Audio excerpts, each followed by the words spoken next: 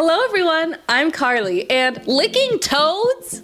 And I'm Sam, and no milk for me, thank you. Actually, I'm lactose intolerant. And welcome to Read Receipts with Carly and Sam, our brand new book-based podcast covering all the latest hits and some stories off the beaten path. With a few fun and exclusive episodes mixed in between. And today we are going to the world of Panem and regretting every time we thirsted over Tom Blythe's snow by digging into, why do I always grab this book weird? Sunrise on the Reaping. Guys, if you're here, you already know. We're in for it. There's a lot to dive into here.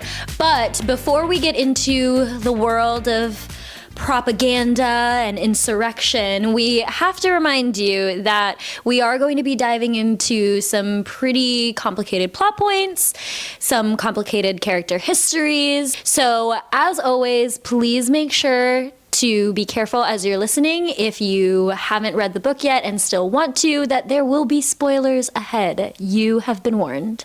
I think because Ballad of Songbirds and Snakes wasn't very popular when it came out, I didn't have very high expectations for this book. So, no, I didn't even read Ballad of Songbirds and Snakes until a few months ago, leading up to reading this book. And I think that this book is the book of the year for me. I was so obsessed with it. I don't think I'm going to forget about it. I don't know if it's because of those sort of lower expectations that I had going into this book that contributed to it, but I'm so excited to talk about it today. I was very excited to start the book. To be honest, I haven't been as invested in the world of Hunger Games since I was, I don't even know, in like high school when I read the original trilogy. But as you all know, because obviously you've all listened to all of our episodes up until this point, in episode 2, I am a big Haymitch stan. Yes. So our Hear Me Outs have made an appearance. Here they are. Yeah. Knowing that this was going to be Haymitch's book, I was very invested from the beginning. Before we get into our book review, we'll do a book summary for those of you who, for some reason, haven't been as caught up into the world of Hunger Games, or maybe you've just forgotten you need a little bit of a reintroduction. We'll do the back of the book summary for you, remind you of all the characters, then we'll get back into talking about how much we love this book. Yes. So to give you guys the back of the book summary, when you've been set up to lose everything you love, what is there left to fight for? As the day dawns on the 50th annual Hunger Games, fear grips the districts of Panem. This year, in honor of the Quarter Quell, twice as many tributes will be taken from their homes. Back in District 12, Haymitch Abernathy is trying not to think too hard about his chances. All he cares about is making it through the day and being with the girl he loves. When Haymitch's name is called, he can feel all his dreams break. He's torn from his family and his love and shuttled to the capital with the 3 other District 12 tributes. A young friend who's nearly a sister to him, a compulsive oddsmaker, and the most stuck-up girl in town. As the games begin, Haymitch understands he's been set up to fail. But there's something in him that wants to fight, and have that fight reverberate far beyond the deadly arena. Exciting! Exciting and scary! Okay, so our cast of characters is very ensemble. We've got a lot of characters here at play. Haymitch, obviously. Lenore Dove, who we know is Haymitch's girl. Maisie, the most stuck-up girl in town. Wyatt, the odds maker. Luella and her capital counterpart Lulu. Ampert. Plutarch. Snow. Mags, the return of our beloved. My girl! Wyrus, who we also recognize from previous books, and Beatty as well. Yeah.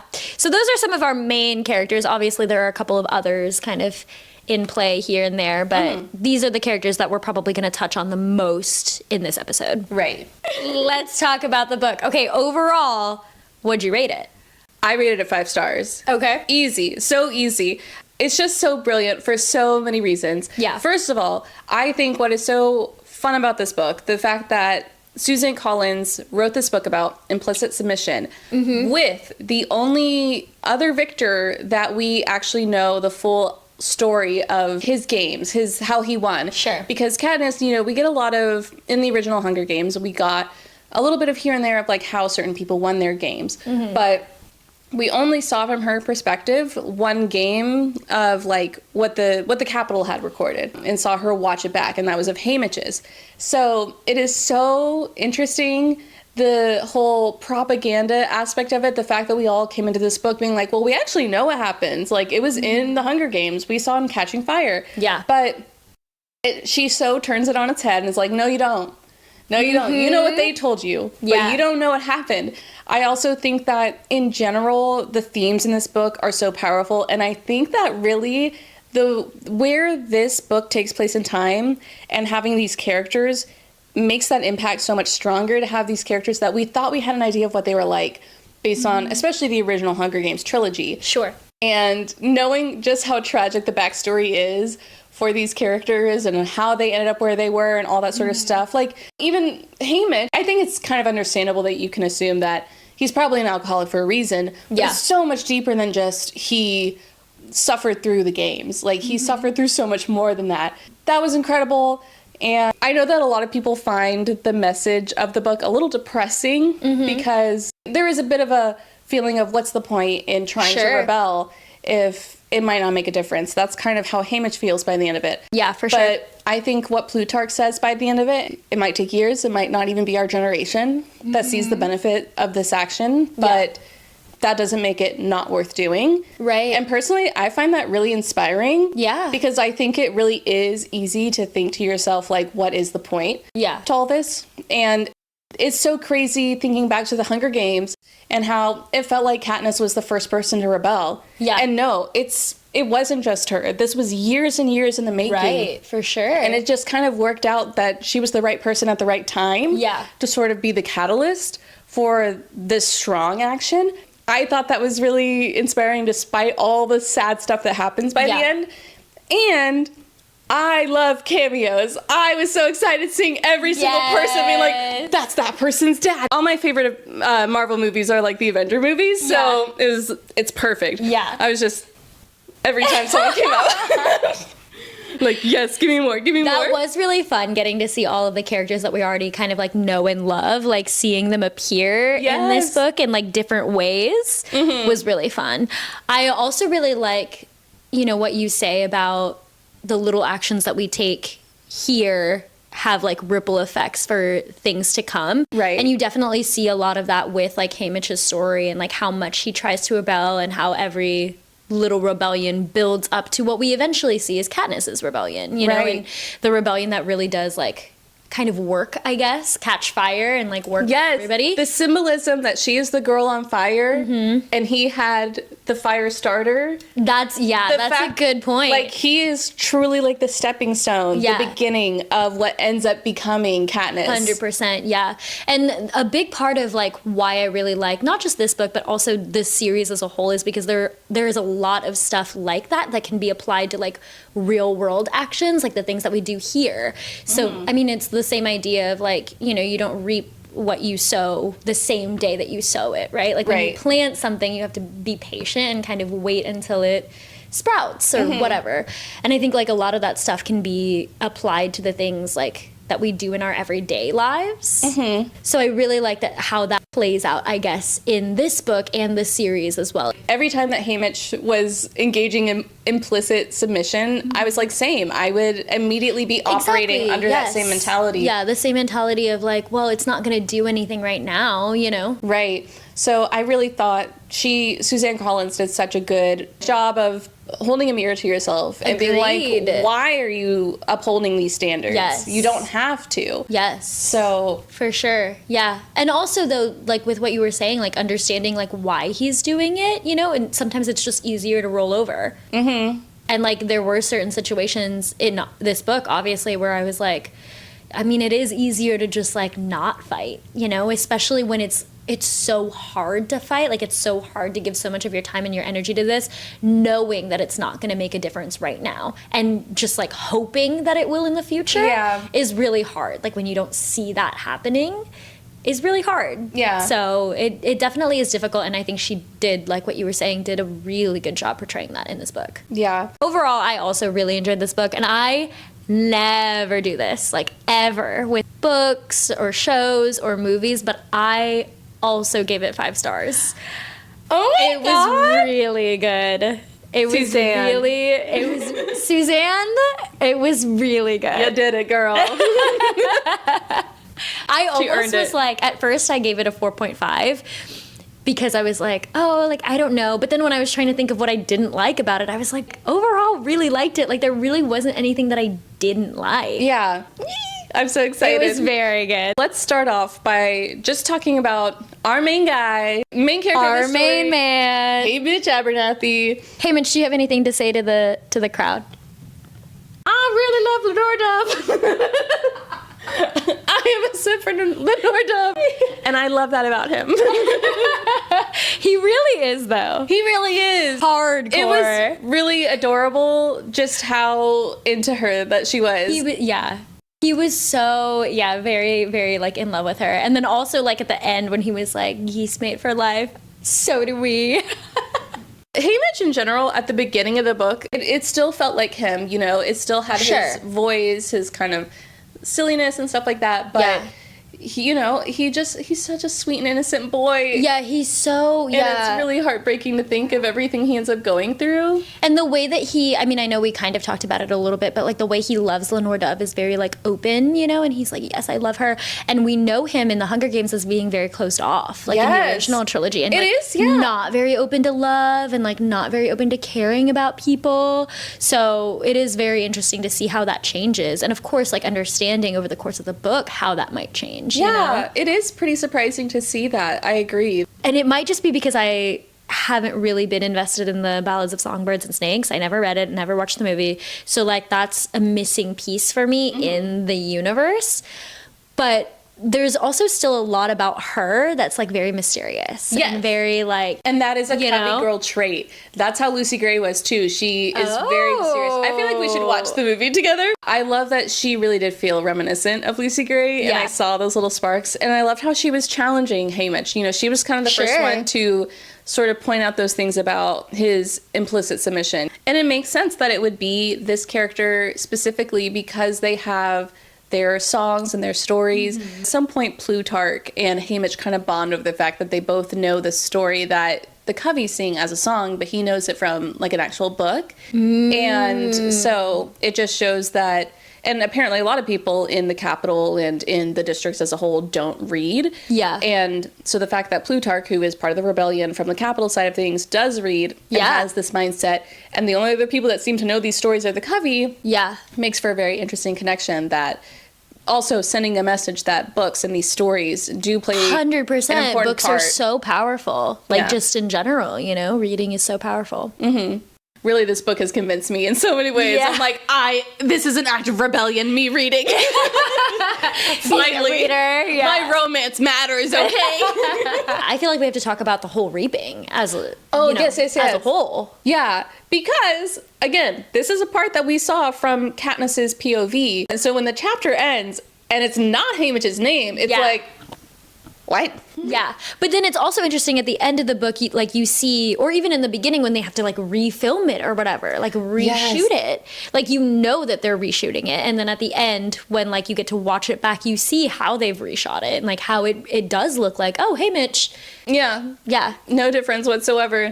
So, and it is kind of crazy to like realize that, oh, he wasn't even reaped. No, you know? It adds that hopeless feeling that I'm sure they all have. That, you know, if they step out of line, it might not be like a random draw. Yeah. It might be you because they didn't like you. Yeah. And pour all of our other tributes. Yeah. Okay, who do we want to talk about first? Okay, let's start with Wyatt. Because I feel like Wyatt is, of the four, maybe the easiest to forget. Yeah. And I think it's because he doesn't talk much in the very beginning. He's very, like, mysterious, brooding. And as we know, I like him that way. Yeah, no, I get it. You get it.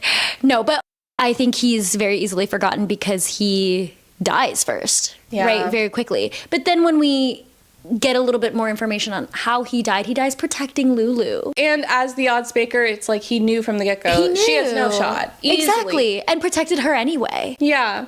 And I really liked Wyatt's character, honestly, because he gets so cast to the side quickly because of his family. People can't always help exactly what profession that they're in, and even though, yes, they are kind of exploiting this system that people don't like, and they don't like the idea of betting on children, at the end of the day, also, what else are they supposed to do to survive. Yeah. So I kind of liked seeing the humanity in Wyatt. Agreed. And also oh my gosh, I forget too that by the end of the book, we find out that his dad also killed himself. Yeah. As a result of Wyatt dying. Further showing, everyone just looking at the Callows is like, we don't like them, they suck, they're heartless. Right. But yes. clearly they do care. Right. So yeah, 100%. I like that perspective that we got from Wyatt. I agree. Yeah. I liked that we got like a little bit of personality from him versus just what everyone else thinks about him and his family. Like we know, he's very smart and he's like talented. Yeah. And we also know, with everything that happened with him in the games that he's like loyal and protective, and there's a lot to like about him. And I wish if I had like a critique of the book that we had gotten the chance to dive into that a little bit more, because I really do think on the page he's a very good character. Like I would have loved more of him. You know who really had a fiery side to her? Maisie Donner. Maisie Donner. Boy, the most stuck-up girl in town. That's my girl, though. We need another little, like, Maisie. Yeah, we need... right here. Yeah. Oh, my God. Even from the get-go, I was just like, I know I'm going to love this girl. Yeah. I don't even care that she's mean. Yes. No, I definitely, because, with the summary and, like, everything Haymitch has to say about her, I was like, oh, we don't like this girl. Like, she's super stuck up. She doesn't care about anyone. But even from the get-go in the train, she, like, stands up to Drusilla. She slaps her. Yes. Like, she stands up for Luella, even, and the rest of the tributes. Like, she's got a lot of fight in her, but it's very honorable. Yes. Like, it's not like she's not being mean to just be mean. Like, she's got a lot to say, and she's gonna say it, damn it. I really think, too, she is a good example of someone who is aware that she has a certain amount of privilege and really tries to use that to her, not to her advantage in a, like, against people way, but, like, is trying to work the system. Like, she has a little bit more...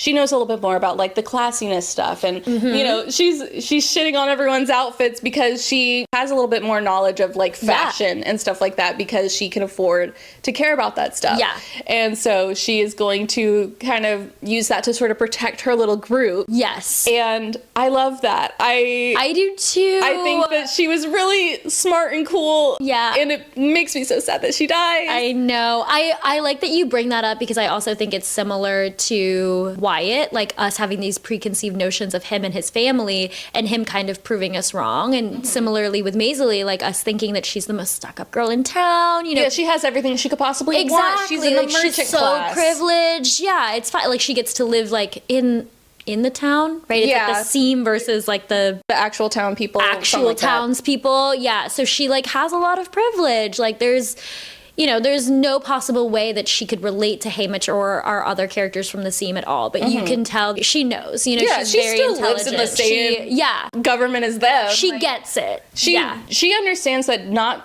just because she has that little bit of power by being a townspeople person, that doesn't mean that she is different from them. I think that is kind of a thing that the government will use to sow division. Sure. To make you believe, like, oh, you're in an upper class. You're in that class. You're closer They're in that to us. Class. Yes, you're closer to the capital people. But she understands that she's not. Like, she understands that they still look down on her. Yeah. And that they still see her as trash, Yeah, exactly. So my tabs, I had purple for characters, I had yellow for themes about implicit submission, and then I brought out the green for sick burns, basically. And Maisie was the main reason for using that color. Sure. My favorite lines, both to Drusilla, are, of course, careful, might be time to rethink those boots. Wouldn't something closer to the ground be safer for a person your age? K.O. She just murders her there. And then, you're not a game maker. You're not even a stylist. You're nothing but a low-rent escort hanging on by your fingernails to the trashiest district in Panem. Oh my gosh. She is ruthless, and I love it. Oh, yeah. She's District 12 Struffalo, basically. Do we want to go ahead and talk a little bit about our capital people, Plutarch and Drusilla? Sure. Plutarch was the most surprising person to was come back for me. Surprising for me as well. It makes a lot of sense in retrospect, but I just was like, even Plutarch is here? Man, what a ballsy guy. Mm-hmm. I mean, he is saying stuff about the Capitol right in front of them. Oh, yeah. Like, they are in the room, and he's like, why didn't you fight them? Why didn't you fight this? I almost called them stormtroopers. Why didn't you fight the stormtroopers? Why did you fight the stormtroopers, Whoa. David? What are Universe collab. Peacekeepers. Peacekeepers. Same thing. They're both in Why white. didn't you fight the stormtroopers? If you look at those peacekeepers, those are stormtroopers. I think it's canon. Oh my god. The Star Wars trilogy comes after. Trilogy, I don't know what it's called. Star Wars universe. There is a trilogy. Oh, okay. The original trilogy. Right, there's like 8 movies now. But, of course, it did come first, so... But in time? Probably still came first. Really? Wow, okay. Interesting. So maybe they landed. Back to... Oh, yeah, sorry. Back to... Plutarch. It's kind of good that they point out, like, he's not the best guy. Like, he's making them act for their time and stuff like that. But also, I personally saw it more as, like, someone who is a more strategically minded person. I just saw it as he is using his tools to try and benefit them and benefit the cause, basically. Mm-hmm. And I think by nature of the fact that he is on that propaganda side, it is going to come off sounding not great. And also, he is, I guess there is a little bit of a situation there where he has privilege, he has capital, but I thought he was so instrumental in kind of shedding light on things for them, even beyond just the whole implicit submission thing. I thought he was a really great mentor to Haymitch on this sort of thing. I did enjoy his character. I think there's a lot to unpack with his character, with like what you were saying, you know, how everyone kind of looks at him as the bad guy, because in their eyes he is, you know, he's capital and he still does things for Snow and for the Capitol and all this propaganda. And I agree with what you're saying that, you know, because we have kind of a broader view of it, we get the full picture. We understand that he's doing it for the greater good. Like he is, you know, fighting the fight in whatever little way he can, using the tools and the resources at his disposal. But if you can imagine what that must look like from Haymitch's perspective or from someone else's perspective, it definitely looks like, why aren't you doing more? Yeah. You know, you have more tools, you have more resources. You're in the system and you're still kind of... And you're still playing it safe. Like, you could, you know, I'm the one that's, like, blowing stuff up and, like, putting my face out on here, and you have more safety than I do. You have more privilege than I do. Why aren't you doing more? Yeah, and I think he even says, too, something about, don't let us make propaganda out of you. The Hunger Games are our biggest form of propaganda. Yeah. Make it hard for us. And it is a little frustrating because it's like, well, you're the one editing. Yes. Why don't you just make it bad propaganda? Right. Knowing the greater scheme of things, I understand that it's important for Plutarch to continue to stay under the radar so he can work his way up to be the game maker. Double-edged sword, you know, because there is only so much that he can do while retaining the privilege that he has. Because obviously he can't go blowing up water tanks or else, you know, bye-bye Plutarch. Right. He has too good of an advantage being in the Capitol to risk that. Exactly. So, but it's hard to understand when you're someone like Haymitch and you're 16 years old and you're, you know, you're about to die. You're about to die and you want to make this lasting statement of rebellion. You want to paint this poster and someone like Plutarch could do a lot of good to help you do that, and he's just not doing it from your perspective as Haymitch, you know? It's very lose-lose really for everyone involved, which again, like, contributes to the powerful messaging of this book, you know? So now that we've talked a little bit about like pre-Hunger Games, pre-Quarter Quell, I think we need to obviously dive into like what happens when they actually get to the Capitol, start preparing for the games, and then ultimately end up in the games. Right. Snow is obviously a big player when it comes to like talking about the Capitol and like important figures in the Capitol. He is the Capitol. He is the Capitol. So like, how did we feel about Snow's portrayal in the Capitol, and like also how it reflects to like the previous books? I definitely felt like Snow was much harsher in this version. I think the thing that really sold to me that Snow is sick and disgusting as a person is Lulu. Oh, yeah. Because I was beyond shocked when they're in Plutarch's house together. Yeah. And they bring in Lulu. And I at first thought it was a robot. And I was like, well, that's fucked up that you're gonna like that you're just gonna cover your tracks with this. Sure. But so much worse to find out that it's an actual child. Like a person. Yeah. Yeah, that they've just kind of morphed a little bit to look like her. Yes, like when you think about the steps that it took to get her to be this person that Snow in the Capitol wanted her to be, like they had to obviously maybe find someone similar looking enough or like transform a child, which honestly I wouldn't put past the Capitol to like I mean, they do this stuff with the mutts, so exactly, yeah, it's totally in the like realm. change her to become like Luella or look enough like Luella to be able to pass as Luella. And then also to like mess with her brain so much. She's still being tortured. Like actively. Yeah, actively as the book is going on. So there are so many layers to how cruel this is that it never ends. Like up until the moment Lulu dies, it's still like ongoing. Another part that I found really interesting about the Snow interaction while we're talking about this moment with him and Haymitch, whenever he talks to Haymitch about, oh, you have a love at home? Let me guess. Yes. They know the second name's always a color. Let me think what D could stand for. Oh my God, he was so rewriting history too with like she's delightful to look at, swishes around in bright colors and sings like a mockingjay. You love her, and oh, how she seems to love you, except sometimes you wonder because her plans don't include you at all.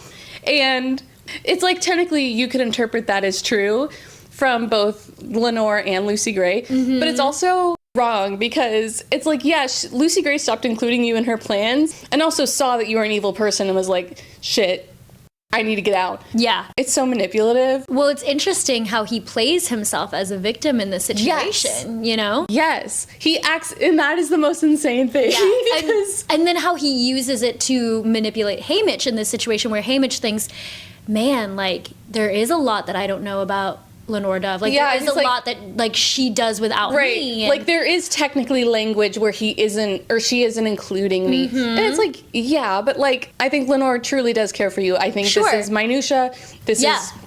That is not how she actually feels about you. He is just... But the way that he's able to manipulate that in him... Which is exactly how he got to where he was. He's really good with his words. Of course, yeah. Snow's bad. He's real bad.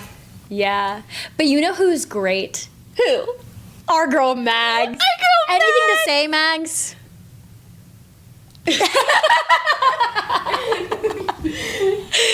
Mags and Wyrus making a comeback. How did we feel about this? Oh my God. How did you feel about this with Mags being back in the picture? So I was beyond excited. She really delivered on what I expected her to be. Yeah. She was so kind of motherly. I honestly really liked Wyrus and getting to know more about Wyrus. I really loved the beginning line of when Haymitch starts talking about her.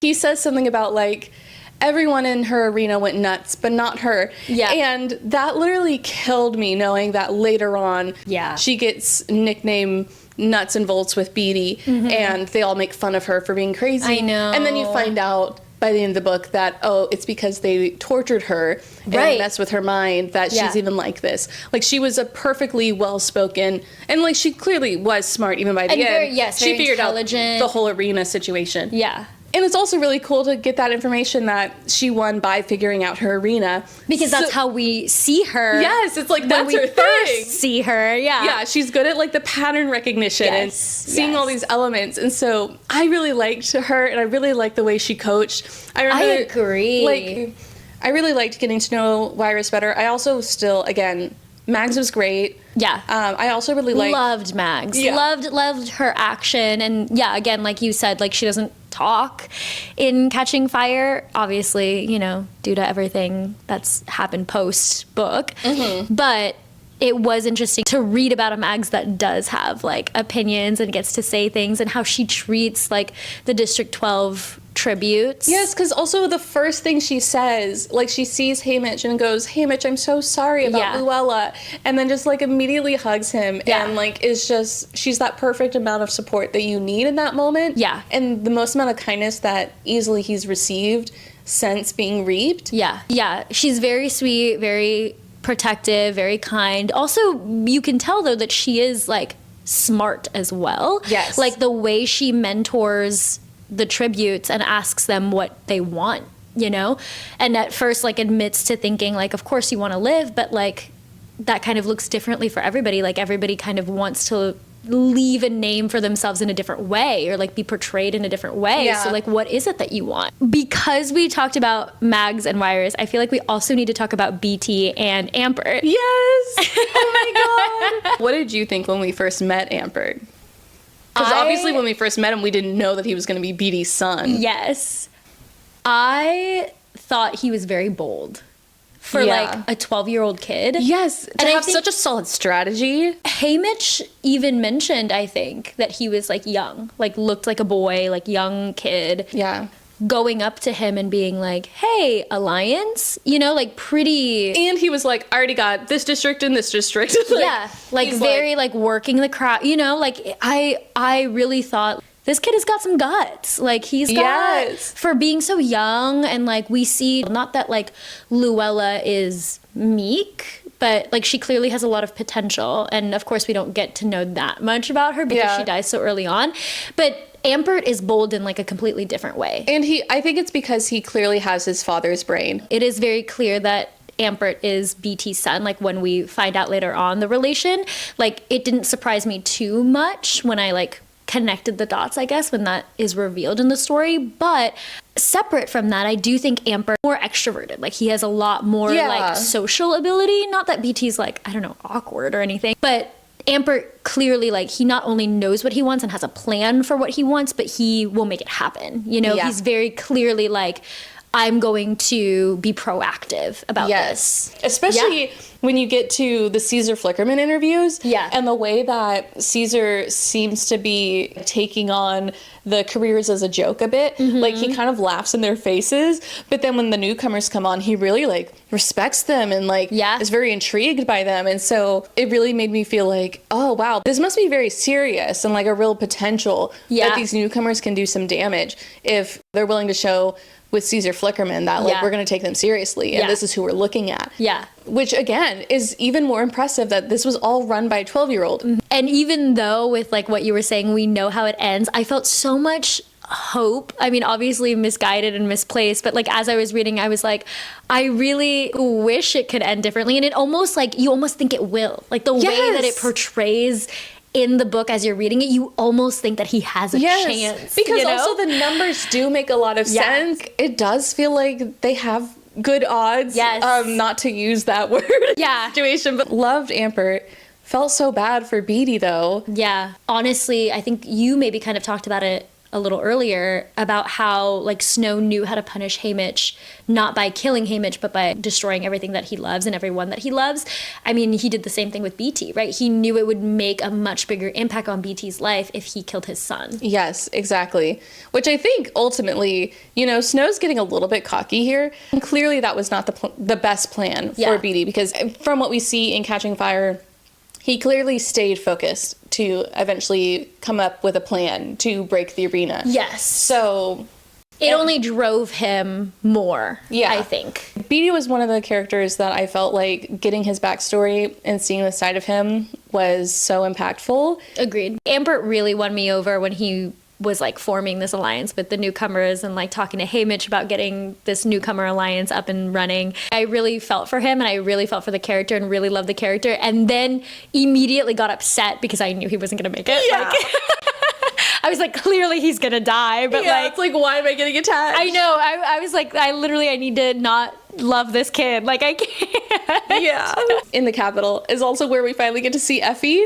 Yes. Love Effie. I loved seeing her, but it was at first a bit of a harsh reality and reminder that in the movies we get to see Effie in District 13, but in the books she never made it there. And I felt a little bit like whenever they introduce her and she talks about how it is their duty to do the best for the games and blah, blah, blah. Like, their ancestors died for this. So I was like, oh, God. Yeah. But I think she is such a good character in showing that you can be someone who has a truly good heart and is a good person, but be just so incredibly misguided and be so, you know, so much propaganda thrown down your throat that you don't know the truth. I mean, being a capital citizen is all she's ever known. Yeah, she's so indoctrinated. Yes, That is hard to move from. But yeah, you can tell that she has a good heart, that she's a good person, and I think we touched on it earlier, even kind to District 12, like all of the tributes. You know, she's not a Drusilla, like she's being very nice to them and being very conversational. And obviously she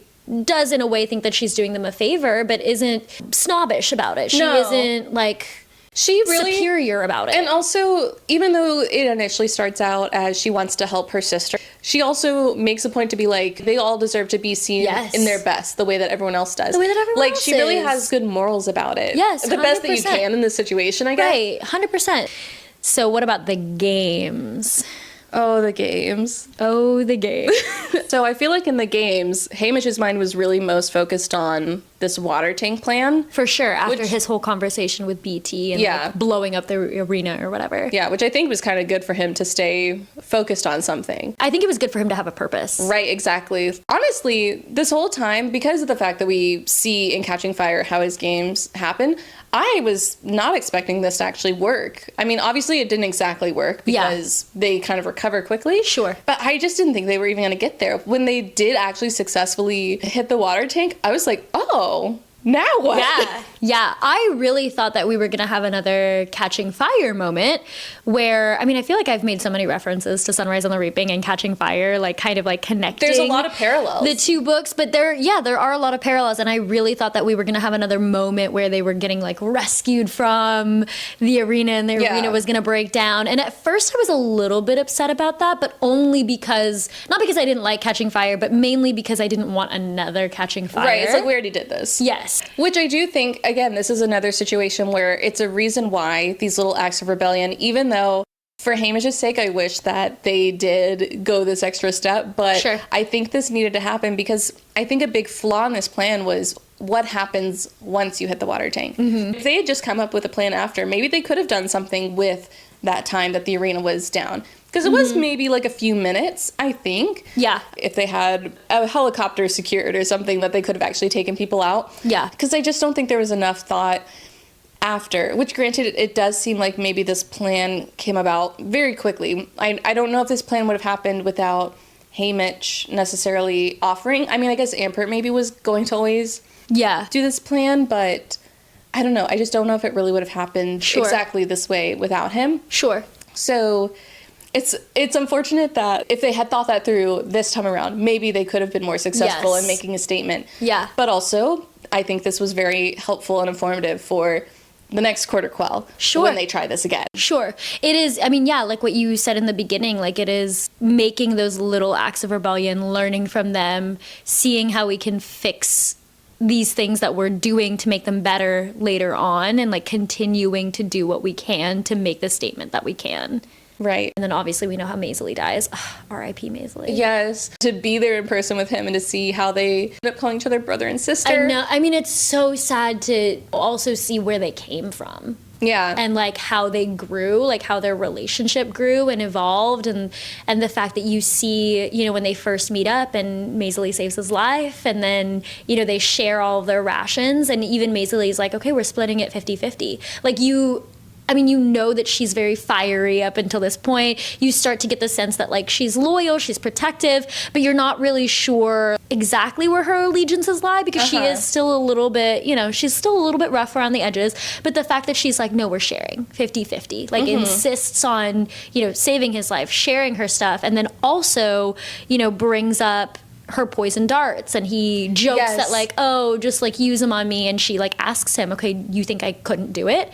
And he admits like, no, I don't think you can. And she is like very like appreciative of the fact that he sees her as like a human being. Yeah. Like, no, I don't think you're that cruel. And you can tell that it touches her, that like she has this very hard persona and she knows that she does, but the fact that he is able to tell like, no, but I know that you have a kindness to you. Like, I know that you're not a cruel person. And they also really bond over the acts of rebellion sort of thing. He really beats himself up later whenever she and the other girl kill the game makers. And I think that really hits home, and he thinks back to that a lot, especially when she also criticizes him later about, why didn't you do something? The opportunity was right there. And I loved that, though. I love that she didn't, and it was very to Maisley's character, obviously, to not let him like slide on that and say that you should have had my back. Yeah.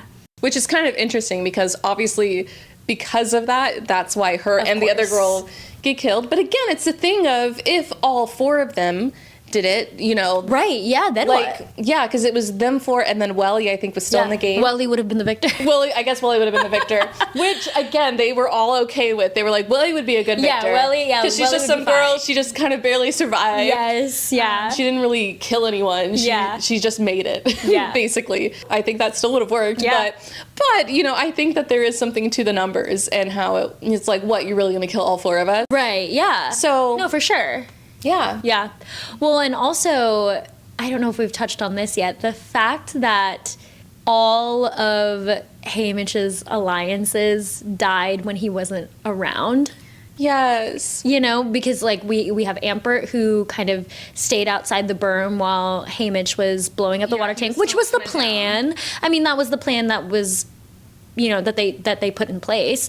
But still, the fact that it happened, you know, when Hamish wasn't around to do anything about it, and he got there too late. The fact that Maisley died when she left the cliff. Yeah, so they literally just decided to end their alliance. Yes. And then the second she leaves, they kill her. The second she leaves, they kill her. You know, and then we have Welly at the very end. Welly! Who also died, you know, when Hamish leaves her to see if he can go get some firewood and cook her breakfast and like help her out. Yeah, he was like, I have to do this. She's gonna die. Yes, get her to a point where she doesn't starve to death. But then, of course, Silka comes in. Yes, which is like, this is insane to me, because, you know, if she killed Welly, it's like, okay, yeah, expected your career. This is what you want to do. Yeah. Why do you have to behead her? Yeah. It was pretty intense. And not only that, and then holding her head up. It's like, what are you doing? Put her head down. Pretty intense. That is.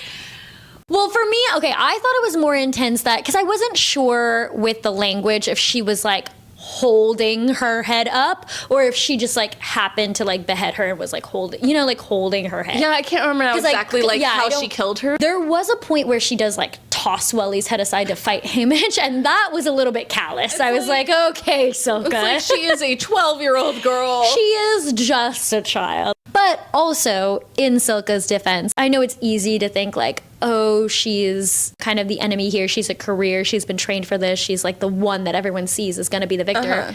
But, you know, starting from the night before when she's crying at the base of the tree, and I think even Hamish says, you know, even though she's a career, even though she is the most likely to be victor and she's been brought up to fight in the Hunger Games, kind of raised this way, she's also still a victim like the rest of us. And like this has taken a toll on her, clearly. Yes, it's the same idea of the whole class division thing. Yes. Like at the end of the day, we are all victims in this situation. We are all still not capital people. Right, exactly. And it was nice to like see that moment and have Hamish, you know, drop the chocolates down to her. Maybe I'm giving her a little bit too much of the benefit of the doubt, but she does say, oh, Welly, like she attacked me, and then Hamish notices that there is a poison dart kind of like hanging on her like shirt. So like Welly obviously missed, but it's interesting to think like, did Silka approach Welly with aggression, or did she just come in and Welly, of course, doesn't know better, knows that she's a career, knows that she's the enemy, and did Welly attack her?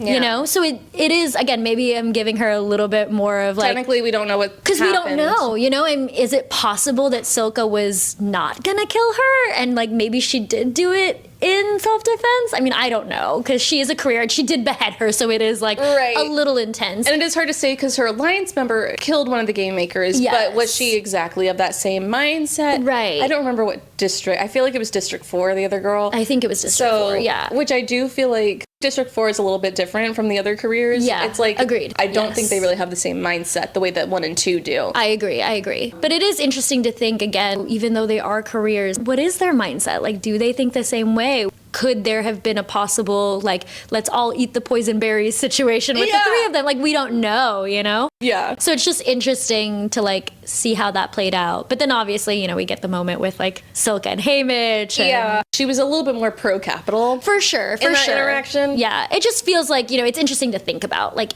maybe it could, maybe not with her, but maybe it could have been a possibility. Yeah. And it's also, when they get to that cliff, I just remember when we watched this through Katniss's eyes. Yeah. There was a bit of an implication that Haymitch led her to this cliff. There was that implication. As I do though remember he that. meant to, like, use the cliff as a Yeah. tool.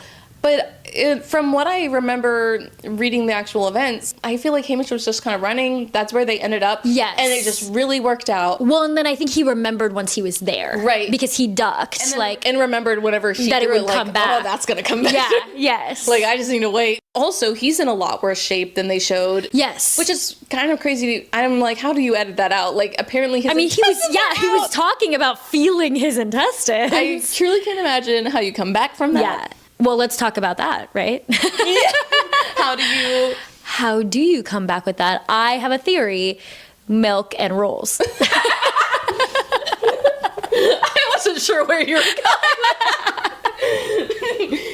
Apparently, It does wonders. it does wonders. If you just eat enough carbs, it'll go away. Then it'll be fine. You don't have to tell me twice. I love a Hawaiian roll. That's what I'm imagining. That's so funny. What else is gonna go I'm with the imagining milk? like a dinner roll, like a Really? well, but like one of those like almost like a ciabatta Oh, yeah, that roll, would be nice. like from a restaurant or something. yeah. Like the free bread that they bring out at restaurants, like that's kind of what Yeah, I'm imagining. I was thinking like a really dry roll, or I was worried that you were thinking of a really Oh, dry no, roll. no. It's like, oh, I No. hope not. I was thinking In the like, capital, surely they got something better than that. something moist. Yeah, Sorry. Sorry. I mean, clearly the milk and bread works because Haymitch eventually recovers. It fixed his intestines. Exactly. His intestines are back inside of his body. And then everybody wants to see his scar, which I thought was strange, but I guess it's the capital. I mean, he is just a plaything to them. They're like, yeah, sure, let me see your scar.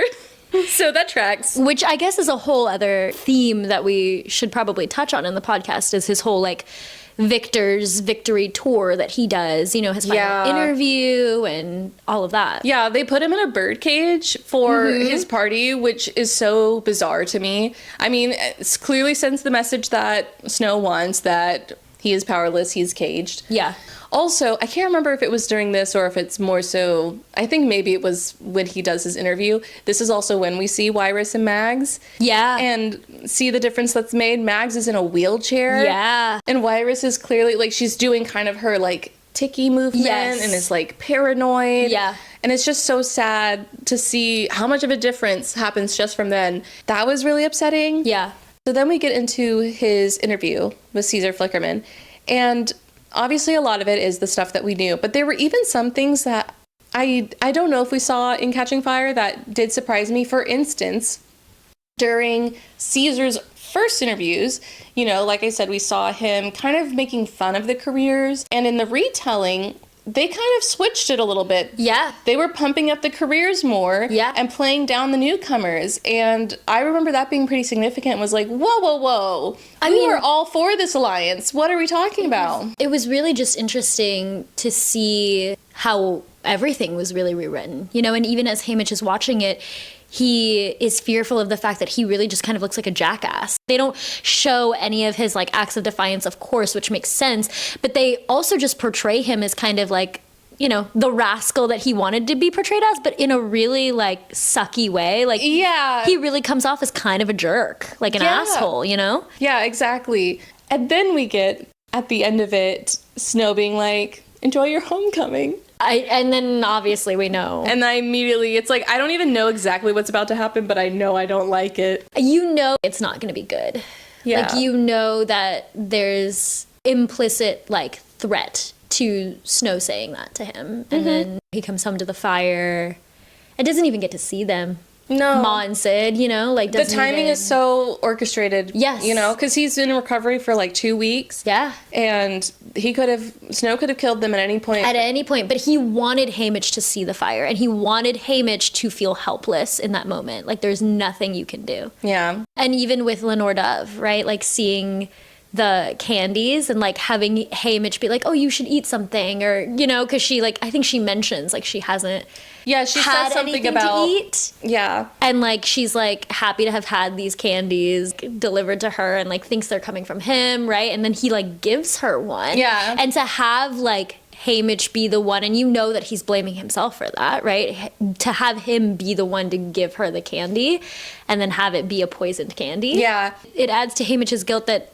in the actual moments of her death, she was targeted not because she's Lenore Dove and that she's a Covey. I mean, surely there's like a little bit of It that. doesn't help. It doesn't help, but like it's primarily because of Haymitch. Yes. And that he It's has because like he's carried getting that. punished. Yes, exactly. He like carries that and continues to carry that like, weight and guilt. So many parallels, as we read the book between Haymitch and Katniss, like seeing how similar they are in so many ways. Mm-hmm. And like we kind of picked up on that a little bit in the Hunger Games, Catching Fire, Mockingjay, how they have like a special kind of relationship. Like they do have a lot of similarities, but it's really interesting now that we know Haymitch's story and like being kind of the same age that Katniss is, when we read her story and her books in the original trilogy, to see really that those similarities have spanned from the very beginning. Yeah, it really, honestly, there's so many things that I wonder what Haymitch was thinking as they popped up, especially whenever she gets to Catching Fire and is like, I want to align with Wirus, Beatty, and Mag. Yes. Like, what was he thinking? Yes, it's so interesting. Like, how did you pick the exact people that I worked with in my games?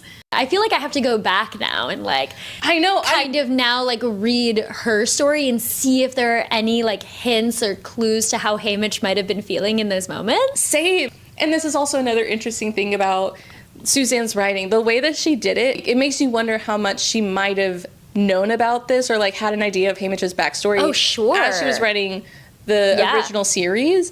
Because part of me is like, she couldn't have known. But I don't know, there are just certain things that it's like, it's interesting, if like she had been planning to do this the whole time, like maybe she did know, or like maybe left it open to herself to do it, and then ultimately decided to do it. Because especially the thing that really gets me is at the end of the original trilogy, they drop the note about how Haymitch raises geese, and it's just so random. And it's not even just the fact that she connects it back to Lenore Dove, but it's also the deeper connection that Covey women love birds. Mm-hmm. And it's just like, when did she decide that? Like, was that just a really good coincidence that worked out? Or did she plan that all the way back in Songbirds and Snakes? It is interesting to like think about. I haven't seen too many, I don't know, people at least don't talk about interviews with her. I would love to see if she has talked anything about maybe we could get her on the pod.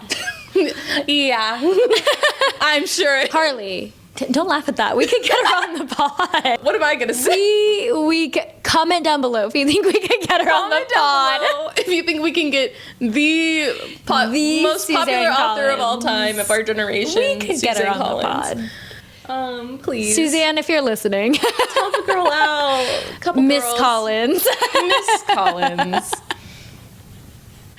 We love your books. We would love to have you on the pod. Yeah. We want to put you in a little sandwich between these two. Just right here. I do want to talk a little bit more about the epilogue, though. 100%. Because I did not expect it to be a jump forward in time. And it really, oh my God. I kind of did. I kind of had an inkling that it would be a nice way to kind of like wrap it up, especially because we're a lot more attached to the original trilogy, or maybe it's just me, but I feel like the fandom as a whole is a lot more attached to the original trilogy because that's kind of what got us into this universe. Yeah. And because Haymitch and Katniss have so many connections that I kind of figured there might be like a Katniss mention. Or like, very brief. And the epilogue was very short anyway. So I kind of figured it would be something like that. It was just so perfect. And honestly, I went back to look and I couldn't believe that it was just like 2 pages. Yeah, it's very short. But he says so much about, the first time that he saw Katniss. I know. And that how it reminded him of Luella. And the fact that he was best friends with Burdock. And this was his daughter. And now he was becoming the father figure to her. That he says something about like geese mating for life. And like, I guess you and I do too, Lenore Dove. Yeah, the fact that he always sees her there and he hasn't forgotten her for one moment. Yeah. It is just... It's so heartwarming. Yeah. I mean, it's always WID. Like, why can't men be like, Yes! geese mate for life, so do you and I, you know? Like, Really? take a page out of Hamige's book. This is no longer a hear me out. This is a smash. This is a smash. Hard smash. Hard smash. Like smash. Like smash that man. And a moment for the wig. And once again, can't wait to see what they do with the young Hamish and his hair. What are you gonna do to that boy? But this also makes me really excited for the movie also, because it's like, you have to do the epilogue. Yes. Everyone's obsessed with this epilogue. Yeah. So that'll be really exciting. We must. To see, because I almost called him PETA. I don't remember what his real name is. PETA has said that he said that he would love to come back. Yeah. So I know he's down. I think that'll be really cool. I can't wait to see how they do it. I think it's going to be beautiful. This is also where the fan edits come in, where they're the Hamilton, like, who lives, who dies, who tells our stories in this moment. And it's like, I'm going to cry so much. Suzanne Collins, please let the movie put Hamilton songs. At this point, I'm associating Hamilton so hard with this book. I want to see it. It will kill me. It'll be great. I'm excited. I want to be killed this way. This is how I want to die. I'm excited to see it. And we've still got some time, but I'm excited to see, you know, what they do with it. Yeah. Because we loved this book so much, and like clearly the fandom holds it pretty highly. Yeah. I have so many questions about if we will get other books. Part of me can't imagine how she tops this. Mm-hmm. Not that she necessarily needs to. Yeah. But I think she just did such a good job with this. Great. Like, if she left on this note, I understand, and I think that's fine. And honestly, I don't know why I would want more. She's just gonna emotionally devastate me again. So why do that to myself? 10 out of 10. I again, everyone I talk to, I'm like, so have you read this book yet? Guys, come on. Michael from Japan, please read this book. We've been talking about it for months now. Michael. But I will say, after so much devastation and turmoil, I am definitely ready to move on to something a little bit lighter, maybe. Wow, luckily for all of us, we are actually heading into a summer of love. Ooh, love. Yeah. Get ready, everyone. We are changing tones big time, because for the next 3 book club episodes, so therefore the next 3 months-ish, we will be exclusively reading romances. How exciting! And we are going to be starting with the queen of romances, Emily Henry, and her newest book, Great Big Beautiful Life. We don't have a physical copy, but here it is. Yes. We've yet to get the book ourselves. I don't even know if you can see it. Oh, yeah. I forgot about the light. You guys probably know what it looks like. You understand. It's orange, it's yellow, it's red. There are people on it. There are 2 people on it. It's in the Emily Henry font. And it says Great Big Beautiful Life in big color. Yes. And it's a new release, at least new-ish. Yes, it came out not too long ago. And in case you don't know what it's about, I actually don't know what it's about. I've never read an Emily Henry book, so this is going to be my first one. So this is what Great Big Beautiful Life is about. Alice Scott is an eternal optimist still dreaming of her big writing break. Hayden Anderson is a Pulitzer Prize-winning human thundercloud.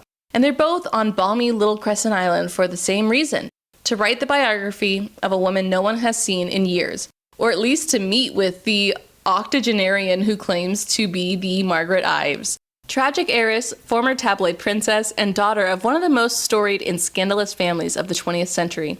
When Margaret invites them both for a 1-month trial period, after which she'll choose the person who will tell her story, there are 3 things keeping Alice's head in the game.